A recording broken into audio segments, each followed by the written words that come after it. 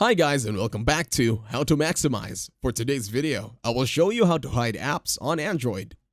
To start, open your settings application in your mobile device. This time, look for Security and Privacy. It should be an option over at Settings. Once you are here, scroll down just a bit and then look for Secure Folder. Once you find Secure Folder, turn it on. Now, go to your home screen, Applications. In here, you're going to open and locate your Secure Folder application. Once you find it, tap on it. Now that you are here, you will now choose a lock type for your Secure Folder.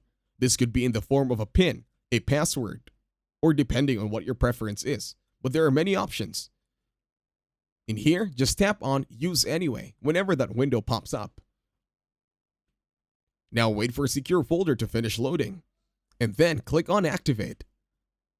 Once you're here, click on Next.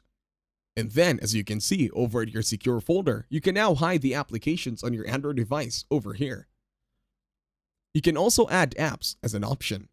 Now choose from either apps that you want to hide.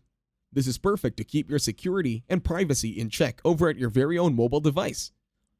And that's it. Thank you very much for watching. Please leave a like, share, and subscribe to the channel.